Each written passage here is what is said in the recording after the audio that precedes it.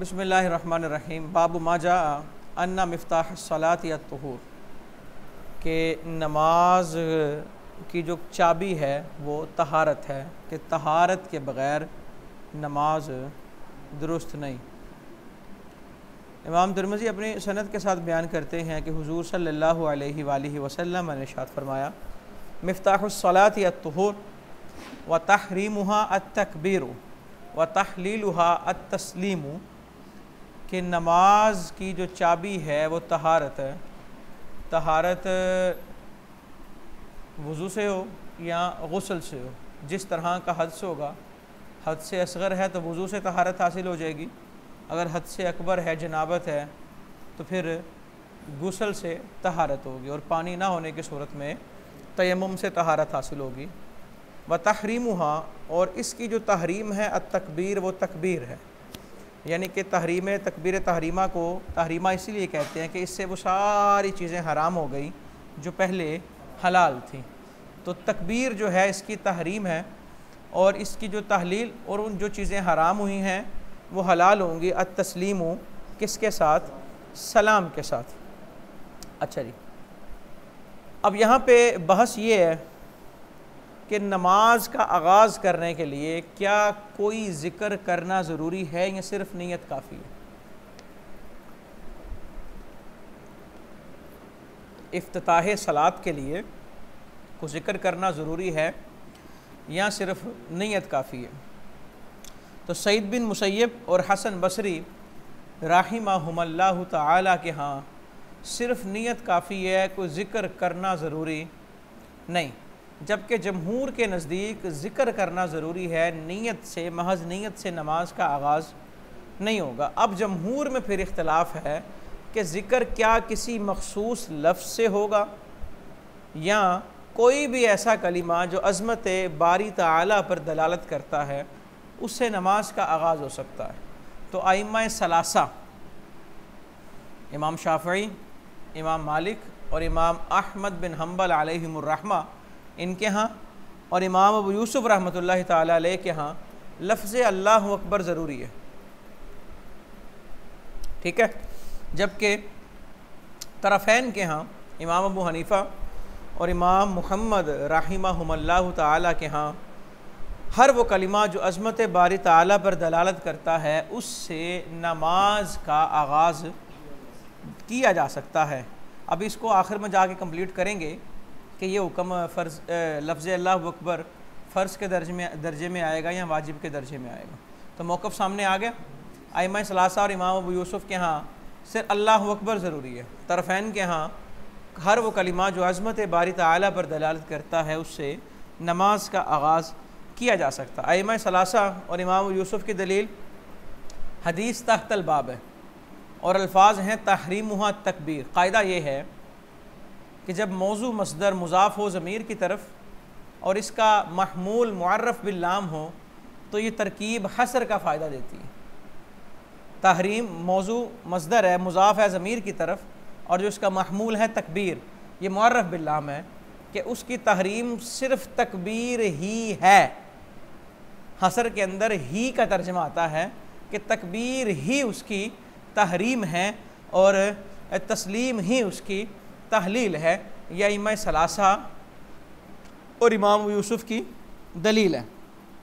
अच्छा जी, इमाम साहिब और इमाम मुहम्मद रहिमहुमुल्लाह के दलाइल क्या हैं? दलील नंबर 1, अल्लाह तबारक व तआला ने कुरान पाक में इरशाद फरमाया, वज़करा अस्म रब्बिही फसल्ला, ज़करा अस्म रब्बिही, रब का नाम लिया और नमाज पढ़ी। यहाँ किसी ख़ास लफ्ज़ को बयान नहीं किया, तो साबित हुआ हर वो कलिमा जो अज़मत बारी पर दलालत करता है उससे नमाज का आगाज़ किया जा सकता है।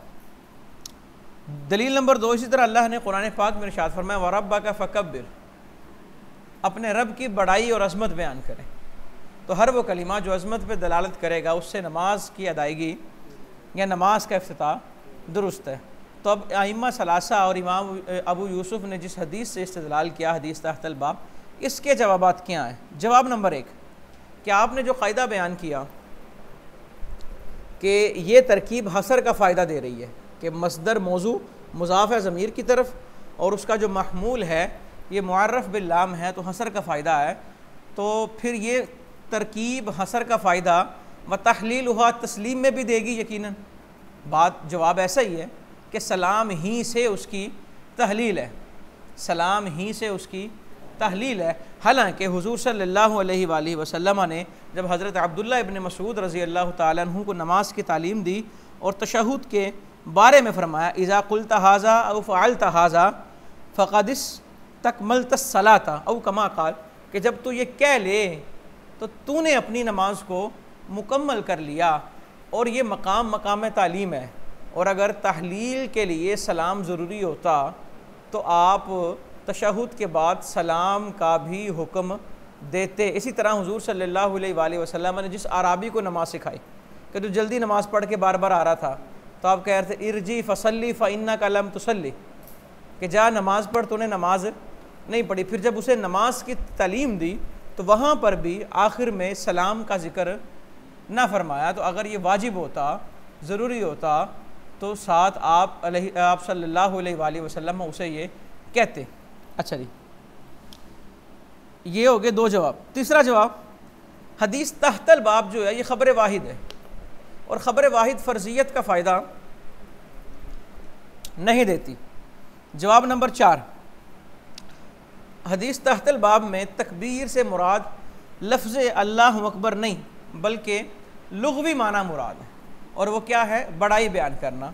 तो जिस जुमले से भी ये माना साबित हो जाए उससे इफ्तिताह सलात दुरुस्त है। जवाब नंबर 5 कि तकबीर लफ्ज़ अल्लाहु अकबर में मुनहसिर है, यानी कि हम मान लेते हैं कि आपने जो बात कही वो दुरुस्त है, तो फिर ये साथ ये भी जहन में रखें, ला अला सबीलिल फ़र्ज़ियत, अला सबीलिल फ़र्ज़ियत नहीं बल्कि अला सबीलिल वुजूब, फ़र्ज़ नहीं है वाजिब है, कि तकबीर तहरीमा फ़र्ज़ नहीं है वाजिब है।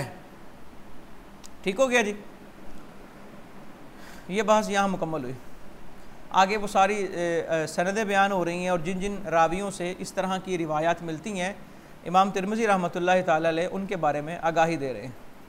और आगे इसी से मुतल्लिक़ एक रिवायत इमाम तिरमिज़ी ने अपनी सनद से बयान किया कि रसूलुल्लाह सल्लल्लाहु अलैहि वसल्लम ने इरशाद फरमाया, मिफ्ताहुल जन्नति अस्सलातु व मिफ्ताहुस सलाति अल वुज़ू।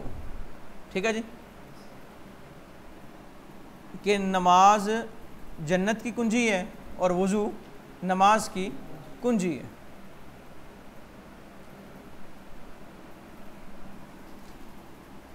बाब मा यक़ूलु इज़ा दाखलल खला, कि बैतुल खला में दाखले के वक़्त क्या कहा जाएगा।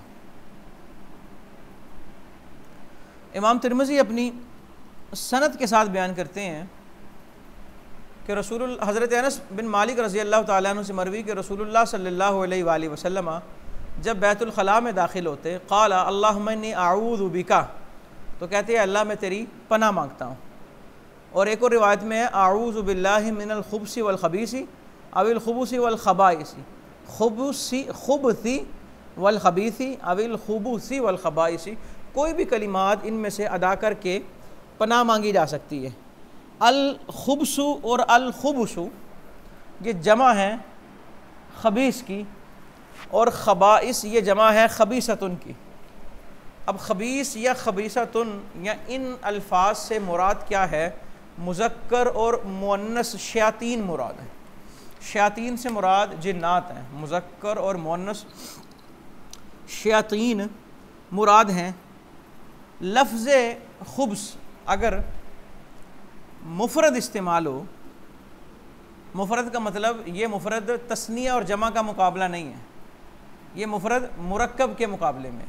मुफरद कभी तस्निया के मुकाबले में होता है, कभी मुरक्कब के, यहाँ मुरक्कब के मुकाबले में। अगर लफ्ज़ खुब्स मुफरद इस्तेमाल हो तो इसका माना होता है मकरूह चीज़। क्या माना है? मकरूह चीज़। फिर देखते हैं कि ये किस लिए इस्तेमाल हुआ है। अगर किसी कलाम की सिफत बन रहा है तो फिर हम इससे मुराद गाली गलोच लेते हैं, और अगर किसी मिल्लत की सिफत बन रहा होता है तो फिर इससे मुराद कुफ्र होता है, और अगर किसी खाने की सिफत बने तो इससे मुराद फिर हराम होगा, और अगर किसी मशरूब की सिफत बने तो इससे मुराद नुकसानदेह मशरूब होगा, और यहाँ इससे मुराद मासी और अफ़ाल मज़मूमा है। अच्छा जी, सवाल ये है, दुखूल बैतुल खला के वक़्त शयातीन से इस्तिआज़ा की वजह क्या है? शयातीन से पनाह मांगने की वजह क्या है? तो वजह नंबर एक ये है कि बैतुल खला चूँकि गंदगी का मकाम है और गंदगी के मकामात शयातीन का मरकज़ होते हैं और वहाँ पे शयातीन इंसान को तकलीफ़ पहुँचाने में मसरूफ़ होते हैं, इसीलिए इनसे पनाह मांगने का हुक्म दिया कि हुजूर सल्लल्लाहु अलैहि वसल्लम ने उम्मत को तालीम दी कि दुखूल बैतुल खला के वक़्त शयातीन से पनाह मांग ली जाए। दूसरी वजह यह है कि कश्फ़ औरत के वक़्त कि जब इंसान शर्मगाह खोलता है, यानी कि उससे कपड़ा हटाता है, उस वक़्त शयातीन इंसानों के साथ खेलते हैं, बल्कि बाज़ रिवायतों में यदरिबून अला अदबारी बनी आदम के अल्फाज आए हैं, खेलते हैं। तो इसलिए पनाह मांगने का हुक्म दिया ताकि शयातीन का खिलौना इंसान ना बने। अच्छा, अब रिवायत के लफ्ज़ पे गौर करो तो आइज़ा दाखिल अल खला, जब बैतुल खला में दाखिल हो जाए, तो अब इतराज़ ये है, सवाल ये है या गुफ्तगू ये है कि ये दुआ कब पढ़ी जाएगी, दाखिल होने से पहले या बाद में? रिवायत तो बता रही है इज़ा दाखिल अल खला, जब वो दाखिल हो जाए। तो ये दुआ कब पढ़ी जाएगी? तो अगर घर में है यानी कि बैतुल खला अगर घर में है तो बैतुल खला में दाखिल होने से थोड़ा सा पहले, यानी कि दरवाज़े के पास गया तो बाहर वो दुआ पढ़ ले, और अगर वो सहरा में जाता है तो फिर कश्फ़ औरत के वक़्त दुआ पढ़े, यानी कि फिर कपड़ा हटाने से पहले वो दुआ जो है ये पढ़ ले। अब इख्तिलाफ फुक़हा का यहाँ है कि एक शख्स वो दाखिल हो गया बैतुल खला में या वो सहरा में है, उसने कश्फ़ औरत कर लिया और दुआ पढ़ना भूल गया, अब वो क्या करे? तो इमाम मालिक के नज़दीक बैतुल खला में अगर दाखिल हो गया है लेकिन अभी कश्फ़ औरत नहीं किया तो कश्फ़ औरत से पहले वो दुआ पढ़ ले। उनकी दलील हदीस तहतल बाब है। किस हदीस में लफ्ज़ है इज़ा दाखिल अल खला, जब वो बैतुल खला में दाखिल हो जाए कश्फ़ औरत से पहले वो इसे पढ़ ले। जमहूर के नज़दीक अगर इंसान बैतुल खला में दाखिल हुआ और उसने दुआ नहीं पढ़ी तो अब वो दुआ ज़ुबान से नहीं पढ़ सकता, अब वो दुआ ज़ुबान से नहीं पढ़ सकता। तो जमहूर की दलील भी यही हदीस है। वो कहते हैं दाखिल अल खला का माना है इज़ा अरादा अन यदखुल अल खला, और हमने ये जो इबारत माज़ूफ़ मानी है ये इमाम बुखारी रहमतुल्लाहि तआला अलैह ने यही हदीस अल अदबुल मुफ़रद जो उनकी किताब है उसके अंदर इन्हीं अल्फाज से नकल की कि कान नबी सल्लल्लाहु अलैहि वसल्लम इज़ा अरादा अन यदखुलल खला, वहाँ अन यदखुलल खला के अल्फाज हैं। तो दीगर रिवायात बता रही हैं कि यहाँ इबारत जो है मुख्तसर है, तो असल इबारत वो जो अल अदबुल मुफ़रद के अंदर आई। तो अगली रिवायत के अंदर भी रिवायत यही है, सिर्फ उसके अंदर अल्लाहुम्मा इन्नी आऊज़ु बिका मिनल खुब्सी वल खबाइस के अल्फाज हैं। अच्छा, ये तो बात है बैतुल खला में जाने के वक़्त। अब बैतुल खला से निकला आदमी तो निकलते वक़्त बैतुल खलाल से वो क्या कहेगा? बाबु मा यक़ूलु इज़ा ख़रजा मिनल खलाई। इमाम तिरमिज़ी अपनी सनद से बयान करते हैं कि नबी हज़रत आयशा रज़ी अल्लाह ताला अन्हा ने फरमाया कि नबी पाक सल्लल्लाहु अलैहि वसल्लम इज़ा ख़रजा मिनल खलाई क़ाल गुफ़रानक, जब बैतुल खला से निकलते तो वो कहते थे गुफ़रानका, गुफ़रानका। सवाल ये है कि खुरूज बैतुल खला के वक़्त मग़फ़िरत क्यों तलब करनी चाहिए? जब बैतुल खला में दाखिल हुए ये बात तो समझ आई कि शयातीन गंदगी पे रहते हैं, वो नुकसान ना पहुँचाएँ, तो उनसे पनाह मांग ली जाए। अब जब बैतुल खला से निकले हैं हुजूर अलैहिस्सलातु वस्सलाम मग़फ़िरत तलब कर रहे हैं, इसके अंदर हिकमत क्या है? पहली वजह यह है कि नबी पाक सल्लल्लाहु अलैहि वसल्लम हर वक्त ज़िक्र लिसानी में मशगूल रहते थे, और चूँकि बोलो बराज के वक़्त ज़िक्र लिसानी को तर्क करना पड़ता था, तो इसलिए आप खुरूज बैतुल खला के वक़्त गुफ़रानका अल्लाह रब्बुल इज़्ज़त से इस्तिग़फ़ार करते। दूसरी वजह यह है कि क़ज़ाए हाजत के वक़्त इंसान अपनी नजास्तों का मुशाहदा करता है, और दीन इस्लाम की तालीम ये है कि इंसान ज़ाहरी नजास्तों को देख कर बातिन की नजास्तों को इस्तेहज़ार करे। वो सोचे कि मेरे बातिन में भी तो नजास्तें हैं, और फिर उन नजास्तों से अल्लाह रब्बुल इज़्ज़त से माफ़ी मांगे, ए अल्लाह मेरी इन नजास्तों को भी तहारत में तब्दील फरमा, और जिस तरह तूने मुझे ज़ाहरी नजासत से पाक किया है इसी तरह मुझे बातनी नजासत से भी पाक फरमा। और तीसरी बात यह है कि गुफ़राना का माना शुक्राना का है। अरबी ज़ुबान में गुफ़राना का माना इमाम सीबवई ने अहले अरब का एक मुहावरा लिखा कि गुफ़राना का ला कुफ़राना का, कि तेरा शुक्र है तेरी नाशुक्री नहीं है, कि गुफ़राना का दर हकीकत शुक्र के माना में है। और इस बात की तईद इब्ने माजा और नसाई की रिवायत से होती है कि जहाँ पे खुरूज बैतुल खला के वक़्त दुआ क्या सिखाई गई, अल्हम्दुलिल्लाहिल्लज़ी अज़हबा अन्निल अज़ा व आफ़ानी, कि तमाम तरीफ़ उस अल्लाह के लिए जिसने मुझसे तकलीफ़ को दूर किया। तो ये रिवायत भी शुक्र के है कि बंदा जब बाहर निकले तो शुक्र अदा करे। तो गुफ़राना का किस माना में है?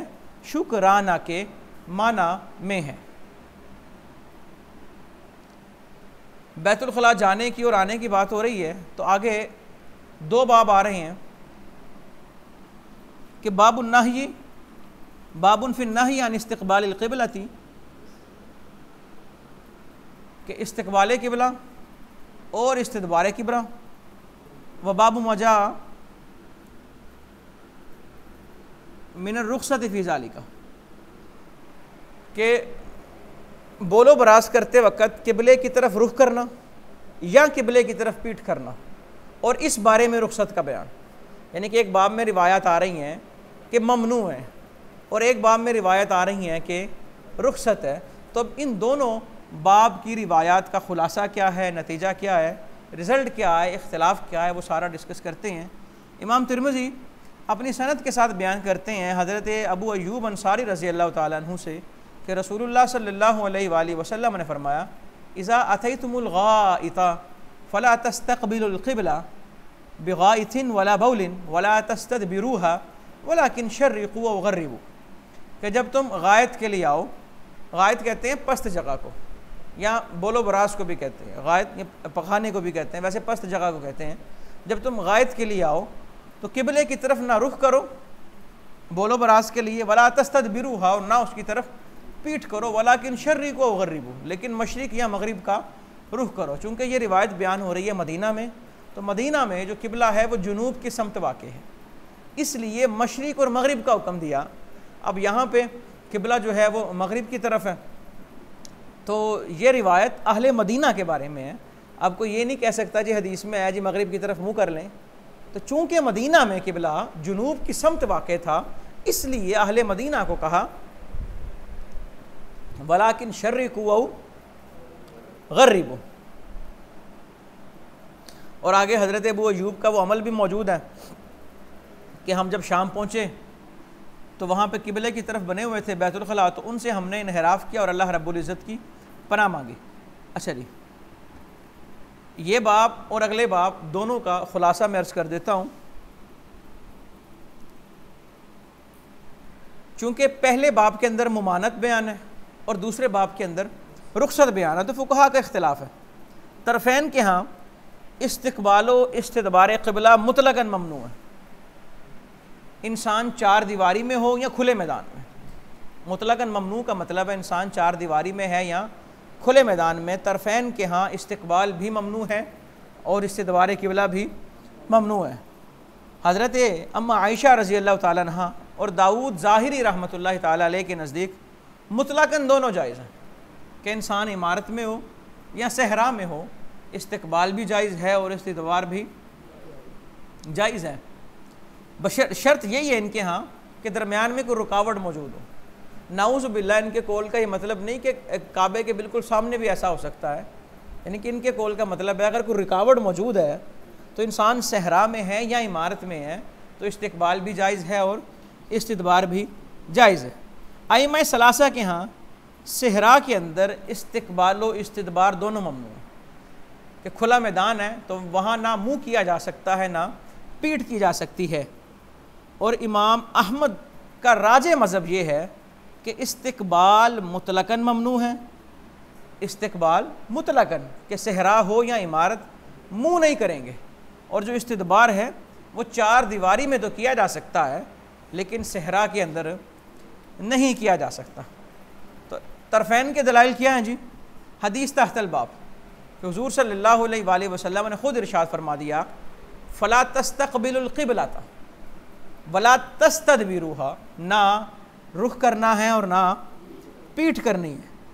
दलील नंबर 2 वही जो आगे आया कि हज़रत अबू अय्यूब अंसारी मदीना से शाम गए तो बैतुल खला में आप मुड़ कर बैठते थे। आप क्या कह रहे हैं? फ़नाह रिफ़ु अन्हा, और फिर अगर कुछ इस्तदबार हो जाता तो इस्तिग़फ़ार करते थे। पता चला कि दोनों मुतलकन ममनू हैं। और सुनन नबी दाऊद में रिवायत, ये तीसरी दलील है कि हुज़ूर सल्लल्लाहु अलैहि वसल्लम नहा रसूलुल्लाह अन नस्तक़बिलल क़िबलतैनी बिग़ाइतिन व बौल, कि दोनों किबलों की तरफ रुख करने से मना किया है, बैतुल मुक़द्दस की तरफ भी और काबा की तरफ भी। इमाम मालिक और इमाम शाफ़ी वग़ैरह के दलाइल क्या? अबू दाऊद में रिवायत है कि रावी कहते हैं मैंने इब्ने उमर रज़ी अल्लाह तआला अन्हुमा को देखा कि किबला की तरफ वो पेशाब कर रहे हैं, तो मैंने उनसे कहा, ए अबू अब्दुर्रहमान, ये उनकी कुनियत है, अलैसा क़द नहन नबी अन हादा, क्या हुज़ूर सल्लल्लाहु अलैहि वसल्लम ने इसे मना नहीं फरमाया? कहा क्यों नहीं? काला बला अन्नहु नहा अन्हु फ़िस सहरा दूनल बुनियान, कि सहरा में मना किया है लेकिन चार दीवारी के अंदर मना नहीं किया। अच्छा जी, जब आपके और किबला के दरमियान कोई चीज़ आड़ है तो फिर इस्तिकबाल के अंदर कोई मुमानत नहीं। दूसरी दलील है ये जो अगला बाब आ रहा है, बाब माजा मिन रुख़सत फ़ी ज़ालिका, इसके अंदर रिवायत मौजूद है, इब्ने उमर की रिवायत। वो कहते हैं कि हज़रत हफ्सा रज़ी अल्लाह तआला अन्हा के यहाँ मैं आया तो मैंने देखा नबी पाक सल्लल्लाहु अलैहि वसल्लम ने शाम का रुख किया है और काबे को पीठ की हुई है, यानी कि आप काबे की तरफ आपने गायद और बोलो बरास के वक़्त आपने इस्तदबारे किबला किया हुआ है। अच्छा जी, तो इससे भी वही बात साबित हुई कि ये जायज़ है। और एक रिवायत और है,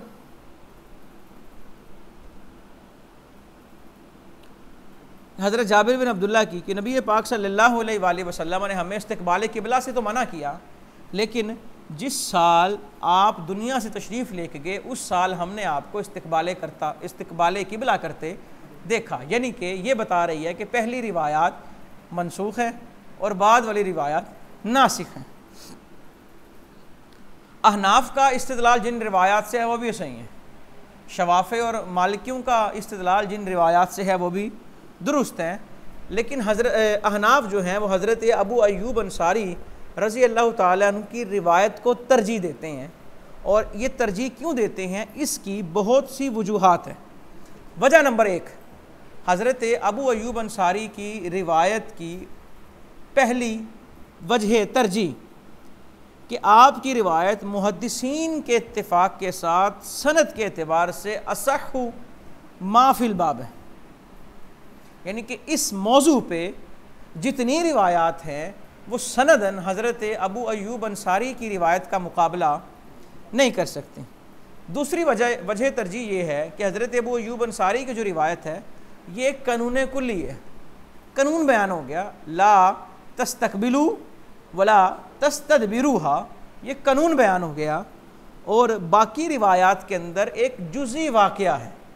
तो ज़ाहिर सी बात है हमने कानून पर अमल करना है, जुज़ई वाक़े पर अमल नहीं करना। यह अहनाफ का उसूल है, वो उन रिवायात को लेते हैं जिनके अंदर कानून बयान किया जा रहा होता है और वाक़यात की तावील करते हैं। तीसरी वजह तरजीह ये है कि हज़रत अबू अय्यूब अंसारी की जो रिवायत है ये कोली है, क़ाला रसूलुल्लाह, क्या है जी, क़ाला रसूलुल्लाह, और बाकी जो रिवायात हैं वो फ़ेली हैं, और तारुस के वक़्त कोली रिवायत को फ़ेली रिवायत पे तरजीह हासिल होती है।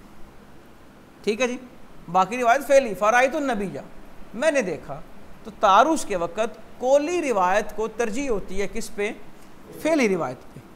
चौथी वजह तरजीह ये है कि हज़रत अबू अय्यूब अंसारी की जो रिवायत है ये मुहर्रिम है और बाकी जो रिवायात हैं वो मुबीह हैं।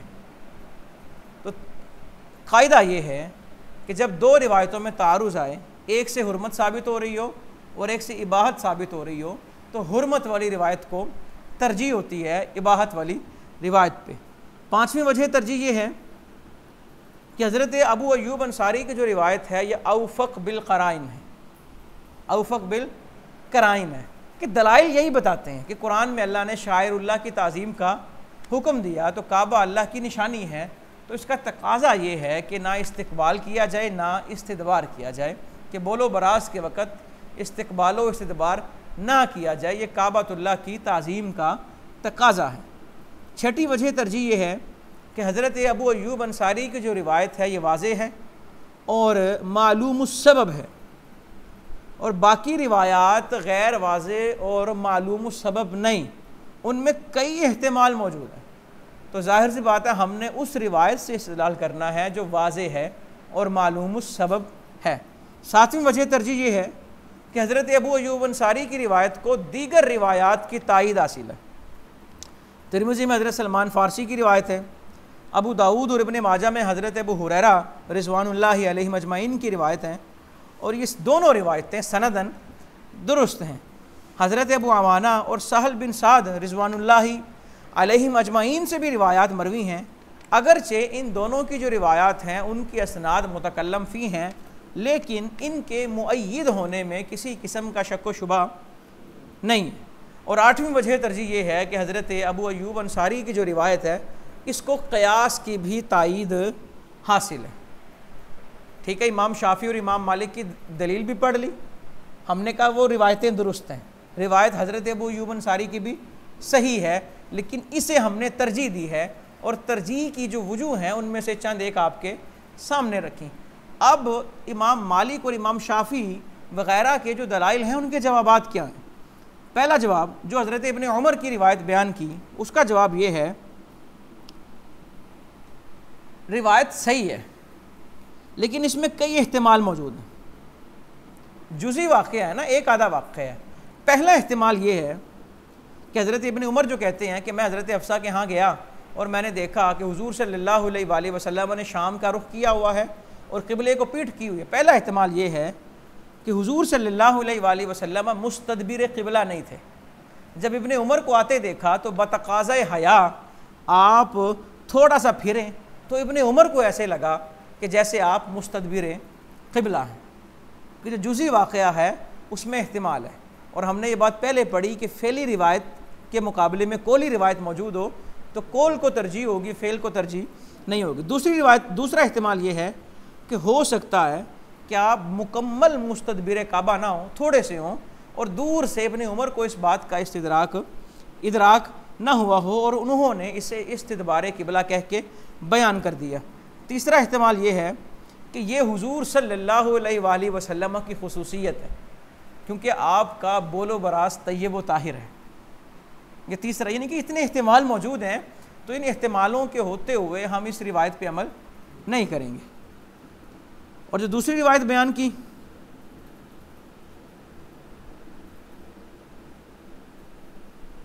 वो रिवायत ज़ईफ़ है। मैं बताता हूँ, मरवान से जो रिवायत मौजूद थी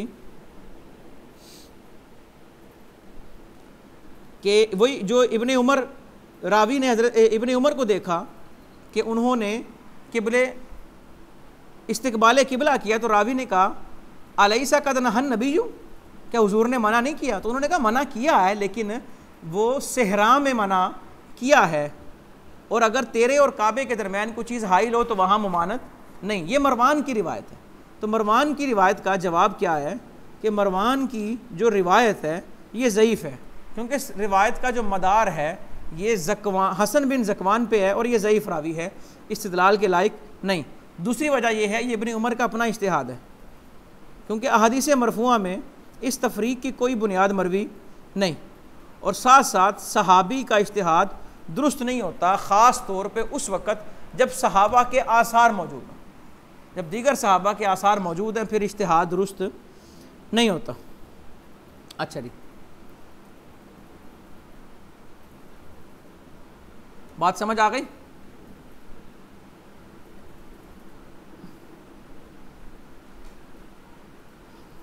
बाबू माजा में रुखसत फ़ी ज़ालिका, हदीस का तर्जमा पढ़ लेते हैं। इमाम तिरमिज़ी अपनी सनद के साथ बयान करते हैं कि हज़रत जाबिर बिन अब्दुल्ला कहते हैं नहन नबी सल्लल्लाहु अलैहि वसल्लम अन नस्तक़बिल क़िबलत बिबौलिन फ़रअयतुहु क़ब्ल अन युक़बद बिआमिन यस्तक़बिलुहु। ठीक है जी, यह हदीस हमने पहली बाब के ही तफसील के अंदर, उसके ख़ुलासे के अंदर इसका भी हमने मुताला कर लिया है।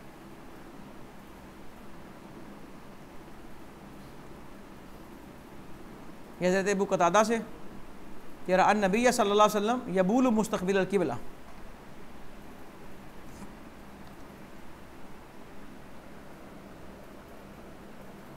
और इसी रिवायत पे इमाम तिरमिज़ी ख़ुद बयान कर रहे हैं कि अहले हदीस के यहाँ ये रावी जो है ये ज़ईफ़ है।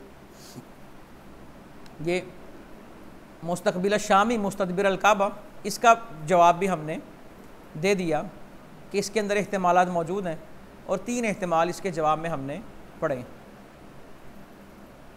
बाकी इंशाअल्लाह फिर पढ़ेंगे।